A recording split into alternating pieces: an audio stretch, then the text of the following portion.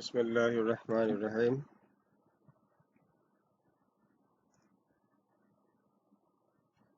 সুপ্রিয় শিক্ষার্থীবৃন্দ, আশা করি তোমরা সবাই আল্লাহর অশেষ রহমতে ভালো আছো। অনলাইন ক্লাসে আজকে তোমাদেরকে শুভেচ্ছা ও স্বাগতম। তো সামনে তো কয়েকদিন পরে ঈদ আসছে। যদিও সবারই মানসিক অবস্থা করোনা মহামারীর কারণে অত ভালো না, তারপর ধর্মীয় উৎসব আমাদের মোটামুটি ভাবে হলেও আমাদের পালন করতে হবে। তো তোমাদেরকে সে ব্যাপারে শুভেচ্ছা জানালাম। আজকে আমরা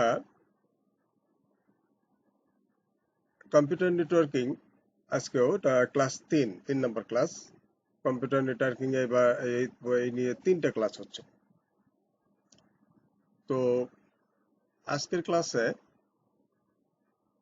যেসব বিষয় থাকবে: নেটওয়ার্ক স্থাপনে প্রয়োজনীয় যন্ত্রপাতি, modem, hub, switch, router, gateway, network interface card, repeater এবং ব্রিজ, এগুলো। তো তোমরা এগুলোর সাথে হয়তো ওরকম পরিচিত না। গত ক্লাসে মডেম, হাব, সুইচ নিয়ে আলোচনা করা হয়েছিল। তো আজকে ওই 3টা জাস্ট শুধু অ্যাড করে দিয়েছি, যেহেতু আমাদের নেটওয়ার্ক স্থাপনের প্রয়োজনীয় যন্ত্রপাতিগুলো সব এক জায়গায় রাখলাম। আগের ক্লাসের সাথে 3টা ছিল, অন্য জিনিসও ছিল। যাই হোক, 3টা এক জায়গায় রেখে দিয়েছি তোমাদের সুবিধার জন্য। তো নেটওয়ার্কিং করার জন্য এক কম্পিউটারের সাথে আরেক কম্পিউটারের সংযোগ স্থাপন করার জন্য, তথ্য আদান প্রদান করার জন্য যেসব যন্ত্রপাতি ব্যবহার করা হয় সেগুলো নিয়ে আজকে বিশদ আলোচনা হবে এবং তার সুবিধা অসুবিধা তোমরা জানতে পারবে।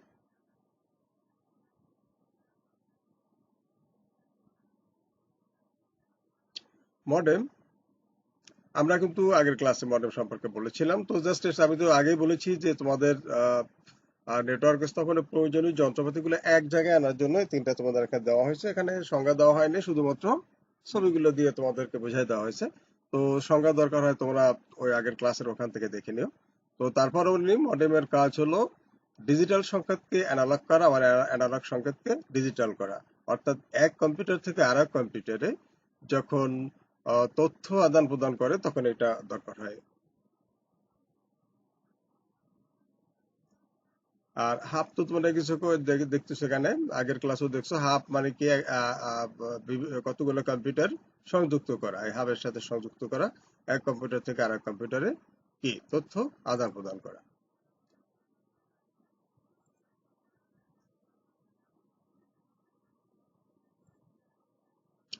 আর সুইচও একই কাজ। এই সুইচের সাথে বিভিন্ন কম্পিউটার সংযোগ দেওয়া হয় তারের মাধ্যমে। এক কম্পিউটার থেকে আরেক কম্পিউটারে তথ্য আদান প্রদান করা যায়। তবে সুইচে পোর্ট বেশি থাকে, অনেক বেশি কম্পিউটার অ্যাড করা যায়। আবার সুইচে কি বলে, হাবের চেয়ে একটু সুবিধা বেশি।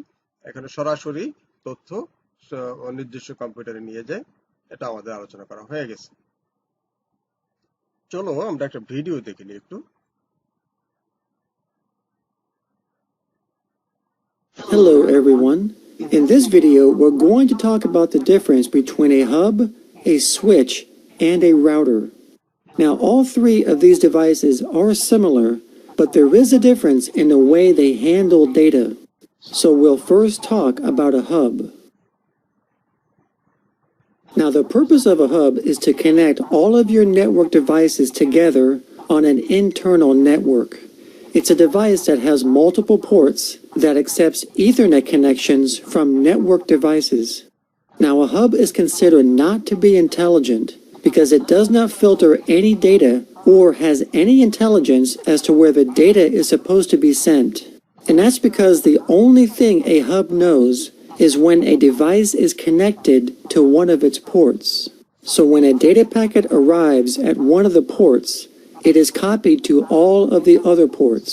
So all the devices on that hub sees that data packet.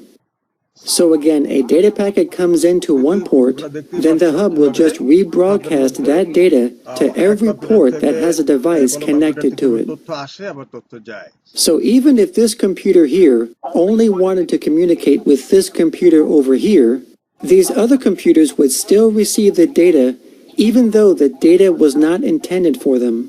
So when this happens, it not only creates security concerns, but it also creates unnecessary traffic on the network, which wastes bandwidth. Now, a switch is very similar to a hub. It's also a device that has multiple ports that accepts Ethernet connections from network devices. But unlike a hub, a switch is intelligent. A switch can actually learn the physical addresses of the devices that are connected to it, and it stores these physical addresses, called MAC addresses, in its table. So when a data packet is sent to a switch, it's only directed to the intended destination port, unlike a hub, where a hub would just rebroadcast the data to every port. So as an example, if this computer here wanted to communicate with this computer over here, the data packet arrives at the switch, and then the switch will look at its table of MAC addresses and matching ports and deliver the data to the correct port, and then the data packet would only go to that computer. So that's the major difference between a hub and a switch. So as a result, switches are far more preferred over hubs, because they reduce any unnecessary traffic on the network. So as a review, a hub only detects that a device is physically connected to it, and a switch can detect specific devices that are connected to it because it keeps a record of the MAC addresses of those devices. Now, hubs and switches are used to exchange data within a local area network, for example, such as in your home network or in a business. They are not used to exchange data outside their own network, such as out on the internet, because to exchange or route data outside their own network to another network, such as out on the internet, a device needs to be able to read IP addresses. And hubs and switches do not read IP addresses. So that's where the router comes in. Now, a router does exactly what its name implies. A router is a device that routes or forwards data from one network to another based on their IP address. When a data packet is received from the router inspects the data's IP address and determines if the packet was meant for its own network or if it's meant for another network. If the router determines that the data packet is meant for its own network, it receives it. But if it's not meant for its own network, it sends it off to another network. So a router is essentially the gateway of a network. So here we have a private network with its router, and we'll refer to this as the red network, indicated by the red colored screens on the computers. And over here you're going to have different data packets, indicated by their different colors, which represents different IP addresses, and they are going to be entering the red network's router from the internet. Now, the router is only going to accept the red data packets because they are the only ones that are intended for this network. So all of the other data packets, the yellows, blues, greens, etc., will be rejected by this router because they were not intended for this network because their IP addresses were not meant for this network. Now here is an expanded view of routers over the internet. There are 4 networks here, indicated by their different colors, and each network has their own router, along with their hubs or switches and their computers. So right now, as you can see, each network is just exchanging information within their own network. Their data is not going out on the internet, so they are not communicating with other networks. They are just exchanging data within their own network using their hub or switch. Now let's go ahead and exchange data between different networks. So let's say, for example, that this computer here on the red network wants to communicate with a computer here on the blue network. So for this to happen, the data packet has to leave their own network and go out on the internet. So the computer sends their data, and it goes to the network's router. And once the data packet reaches the router will look at the IP address of the data packet and then forward the data out on the internet to the next router, and then make its way to the blue network's router, and then to the intended destination computer. So in a nutshell, this is how routers work. So in conclusion, hubs and switches are used to create networks, while routers are used to connect networks.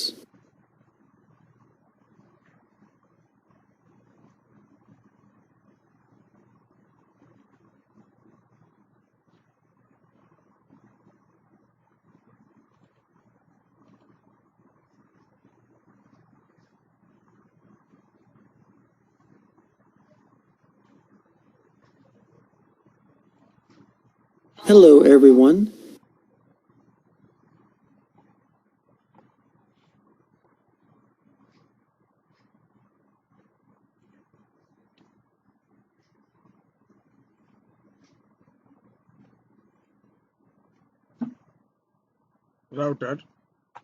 Router হলো একটি বুদ্ধিমান network device যা একই protocol বিশিষ্ট দুই বা ততোধিক নেটওয়ার্কে সংযুক্ত করে।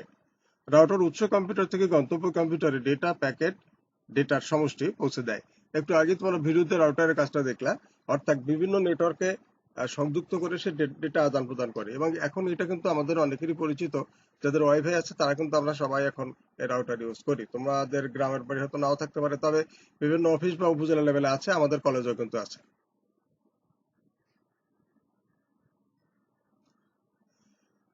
রাউটারের সুবিধা: ডেটা ট্রান্সমিশনের ক্ষেত্রে বাধার সম্ভাবনা কমায়, ডেটা ফিল্টারিং সম্ভব হয়। বিভিন্ন ধরনের নেটওয়ার্ক যেমন ইথারনেট, টোকেন, রিং ইত্যাদিকে সংযুক্ত করতে পারে। বিভিন্ন নেটওয়ার্ক, সে শুধুমাত্র যে তোমার একটা নেটওয়ার্ক তা না, বিভিন্ন নেটওয়ার্ক সে কানেক্ট করতে পারে এবং সব জায়গায় ডেটা ট্রান্সফার করতে পারে এবং ইন্টারনেট ব্যবহারের সুবিধা প্রদান করে। রাউটারের অসুবিধা: রাউটারের দাম বেশি, রাউটার একই প্রোটোকল নেটওয়ার্ক ছাড়া সংযুক্ত হতে পারে না, আর কনফিগারেশন তুলনামূলকভাবে জটিল। একই প্রোটোকল নেটওয়ার্ক, সাপোজ মনে করো তুমি কি বলে রাউটার ইউজ করতেছো, সেখানে তুমি কিন্তু মোবাইল সিম ব্যবহার করতে পারো, সেখানে তোমার বিভিন্ন মোবাইল সেখানে কানেক্ট করতে পারে, ল্যাপটপ কানেক্ট হতে পারে। আবার দেখা গেল যে তুমি রাউটার ইউজ করতেছো, সেখানে এটা না, সেখানে দেখা গেল যে আমাদের তারের মাধ্যমে ব্যবহার করতেছো, হ্যাঁ তাও সম্ভব। ধীরগতি সম্পন্ন, একটু তো ধীরগতি, আর এখানে দাম একটু বেশি, একটু অসুবিধা আর কি।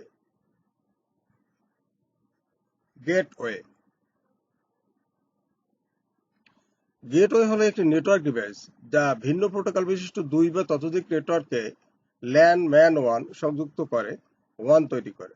একে ওয়ান ডিভাইসও বলা হয়। গেটওয়ে ভিন্ন নেটওয়ার্ক সংযুক্ত করার সময় প্রোটোকল ট্রান্সলেট করে থাকে। এটা মূলত একটি network connectivity device. Gateway pad করে নেটওয়ার্ক চিহ্নিত করে থাকে।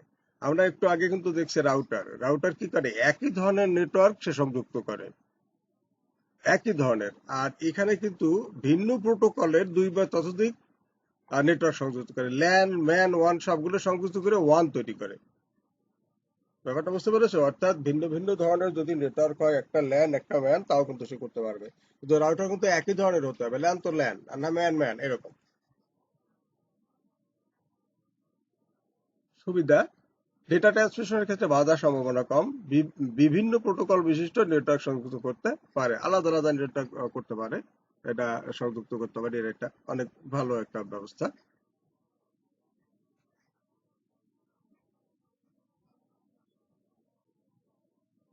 অসুবিধা: ধীরগতি সম্পন্ন, কনফিগারেশন করা তুলনামূলকভাবে জটিল, অন্যান্য ডিভাইসের চেয়ে ব্যয়বহুল, একটু ব্যয়বহুল অন্যান্য ডিভাইসের চেয়ে, এটা হলো তাদের অসুবিধা।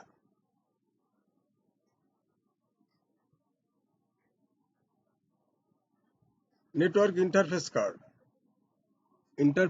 ইন্টারফেস মানে এনআইসি, এর সংক্ষেপে বলা হয় এই যে এনআইসি, ইন্টারফেস কার্ড মানে কি বোঝো? কম্পিউটারের মাদারবোর্ড, এই মাদারবোর্ডের সাথে যদি লাগাই দেওয়া হয়, কম্পিউটারের মাদারবোর্ডের সাথে যদি এটা লাগাই দেওয়া হয়, সেটা নেটওয়ার্ক ইন্টারফেস, মানে বাইরে না, ভিতরে। এনআইসি এর পূর্ণরূপ হলো network interface card. Network interface card, LAN card, network card adapter হলো একটি প্লাগ ইন কার্ড যা কম্পিউটারকে নেটওয়ার্কভুক্ত করে।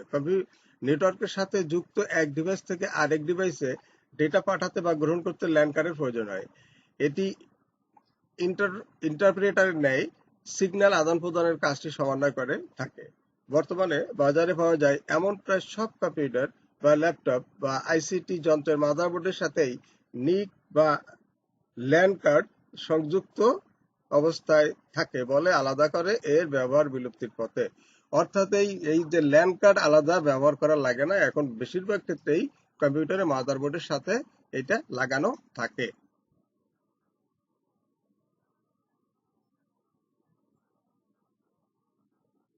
রিপিটার রিপিটার এক ধরনের কানেক্টিভিটি ডিভাইস যা দুর্বল সিগন্যালকে এমপ্লিফাই বা শক্তিশালী করে গন্তব্যে প্রেরণ করে। কম্পিউটার নেটওয়ার্কে কেবলের মাধ্যমে যুক্ত কম্পিউটারটি যদি দূরে হয়, তাহলে এর মধ্য দিয়ে প্রবাহিত ডেটা সিগন্যাল দুর্বল হয়ে যায়। তোমাদের এর আগে যখন আমি কেবল পড়াইছিলাম, কেবল তোমাদের মনে হয় মনে আছে, twisted pair cable, fibre optic cable, coaxial cable, ওইখানে কিন্তু রিপিটারের কথা আমি বলেছিলাম। আবার দেখা গেল যে মাইক্রোওয়েভ, ওখানে রিপিটারের কথা বলেছিলাম। রিপিটার একটা যন্ত্র নির্দিষ্ট দূরত্বে লাগানো থাকে। যখন সিগন্যাল যায়, তথ্য যায়, তখন পথে পথে দুর্বল হয়ে যায় অনেক সময়। ওইটা যখন ওই রিপিটারের মধ্যে প্রবেশ করে, তখন কিন্তু আবার সবল শক্তিশালী হয়ে আবার ওখান থেকে শুরু করে। অর্থাৎ ওই তারের মাধ্যমে গেলে নির্দিষ্ট দূরত্বে খাবার সাথে একটা মেশিন লাগানো থাকে, ওই মেশিনের তথ্য ঢুকে আবার কতটা সতেজ হয়, আবার সামনে যেতে থাকে। এটাই হলো রিপিটার। তোমরা বাইরে কোথাও দেখার দরকার নেই, এমনি বুঝবা। তো ডিশ লাইনের সাথে কিন্তু থাকে, ডিশ লাইনের তারের সাথে এটা দেখা নির্দিষ্ট দূরত্বে একটা মেশিন লাগানো থাকে খাবার সাথে, এগুলাই রিপিটার। এই দুর্বল সংকেতকে সবল করার জন্য রিপিটার ব্যবহার করা হয়। নেটওয়ার্ক সংযোগের ক্ষেত্রে বিভিন্ন কম্পিউটারের মধ্যে দূরত্ব বাড়ানোর জন্য রিপিটার ব্যবহার করা হয়। যদি এক কম্পিউটার থেকে আরেক কম্পিউটার দূরত্ব অনেক বেশি হয়, তাহলে অবশ্যই কিন্তু রিপিটার ব্যবহার করতে হবে। 185 মিটার দূরত্ব অতিক্রম করার আগেই একটি রিপিটার ব্যবহার করে সেই সিগন্যালকে এমপ্লিফাই বা শক্তিশালী করে দিলে সেটি আবার 150 মিটার অতিক্রম করতে পারে। এই নির্দিষ্ট দূরত্বে তাদের মাপ আছে, মাপের দূরে এক একটা রিপিটার ব্যবহার করে।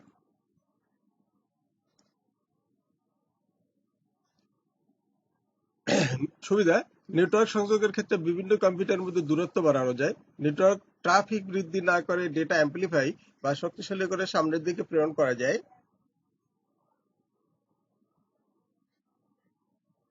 অসুবিধা: ডেটা ট্রান্সমিশনের ক্ষেত্রে বাধার সম্ভাবনা রয়েছে, সীমিত সংখ্যক কম্পিউটার যুক্ত করতে পারে। প্রত্যেকটা জিনিসের একটু সুবিধা একটু অসুবিধা আছে, এটা বুঝতে পারছো?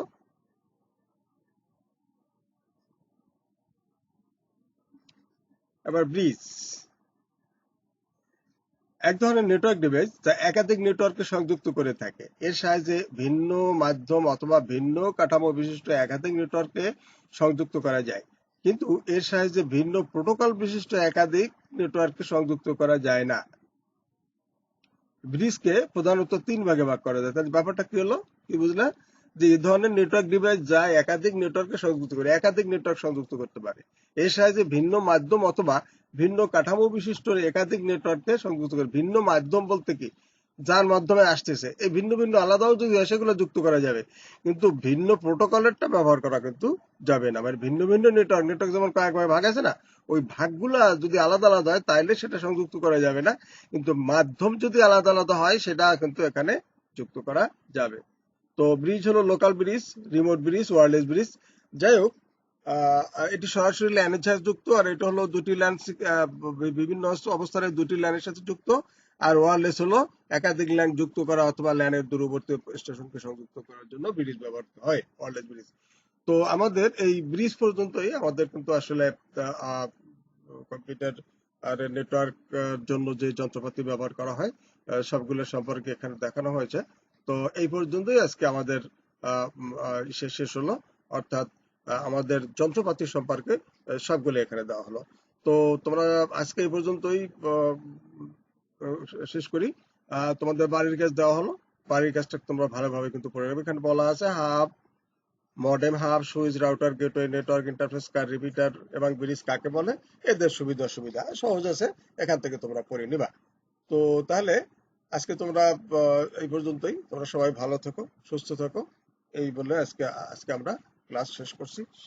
সবাই ভালো থাকবে।